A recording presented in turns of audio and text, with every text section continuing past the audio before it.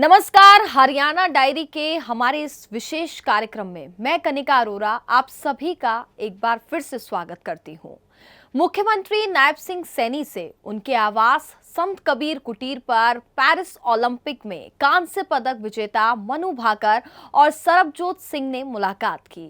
इस मौके पर मुख्यमंत्री ने दोनों खिलाड़ियों को सम्मानित किया और भविष्य में भी उच्च प्रदर्शन करने के लिए शुभकामनाएं दी। इस दौरान सरबजोत सिंह और मनु भाकर के साथ उनके माता पिता और कोच भी उपस्थित रहे। दोनों खिलाड़ियों ने मुख्यमंत्री के साथ पेरिस ओलंपिक में अपने अनुभव साझा किए। इस अवसर पर उनके साथ खेल राज्य मंत्री संजय सिंह भी मौजूद थे।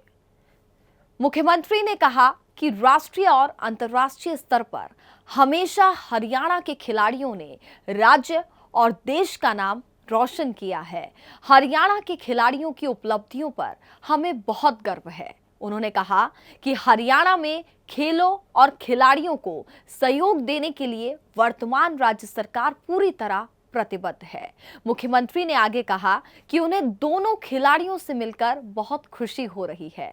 मनु भाकर और सरबजोत सिंह ने पेरिस ओलंपिक में देश के लिए कांस्य पदक जीते हैं। मनु भाकर ने निशानेबाजी में 2 कांस्य पदक जीते, जबकि सरबजोत सिंह ने भी कांस्य पदक जीतकर देश का नाम रोशन किया है।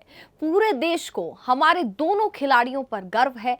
उन्हें जल्द ही राज्य स्तरीय समारोह में सम्मानित किया जाएगा। इसके अलावा मुख्यमंत्री ने नीरज चोपड़ा को भी रजत पदक जीतने पर बधाई एवं शुभकामनाएं दी हैं।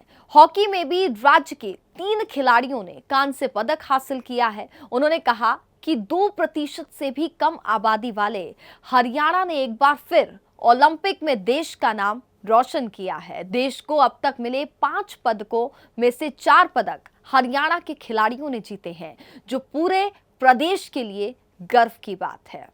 इस अवसर पर मनु भाकर ने कहा कि हरियाणा की समृद्ध संस्कृति और खान पान की अच्छी आदतों ने राज्य के खिलाड़ियों में खेल प्रतिभा के विकास में महत्वपूर्ण योगदान दिया है। मनु भाकर ने राज्य की खेल नीति को देश में सर्वश्रेष्ठ बताया। उन्होंने कहा कि हरियाणा सरकार ने हमेशा हमारी प्रतिभा को निखारने के लिए हर संभव मदद की है। मुझे लगता है हरियाणा के मतलब लोग ही इतना ज़्यादा स्पोर्ट्स को एंजॉय करते हैं, पसंद करते हैं।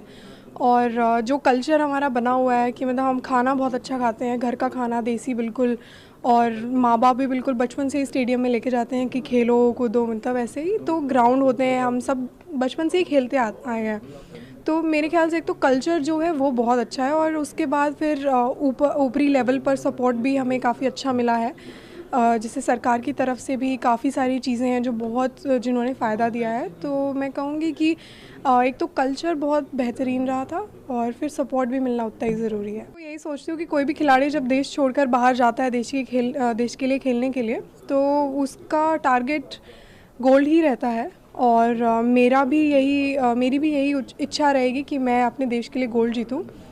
और मैं उसी की तैयारी में ही, हालांकि इस बार भी उम्मीद थी कि और भी बेहतर होगा, पर जैसे बहुत ही नेक टू नेक कंपटीशन रहा, पर उतनी ही ग्रेटफुल हूँ कि मैं 2 मेडल ब्रॉन्ज जीत पाई अपने देश के लिए। पर हाँ, डेफिनेटली सर, उम्मीद तो हमेशा गोल्ड की करते हैं, तो देखते हैं। सरबजोत सिंह ने हरियाणा सरकार की खेल नीति की सराहना करते हुए कहा कि राज्य की खेल नीति देश में सर्वश्रेष्ठ है और राज्य सरकार से मिलने वाला सहयोग निश्चित रूप से खिलाड़ियों का मनोबल बढ़ाता है। सरबजोत सिंह ने पेरिस ओलंपिक में हरियाणा के दबदबे पर भी प्रकाश डाला और कहा कि भारतीय एथलीट्स द्वारा जीते गए अधिकांश पदक हरियाणा के खिलाड़ियों ने ही जीते हैं। कोई भी मैंने आज तक सुना नहीं कि हरियाणा से ऊपर कोई है। मतलब अगर वो कैश अवार्ड की बात करें, जॉब की बात करें, मतलब काफ़ी नेक्स्ट लेवल है वो चीज़। तभी इंडिया के ज़्यादा मेडल्स हरियाणा की तरफ से ही आते हैं मोस्टली।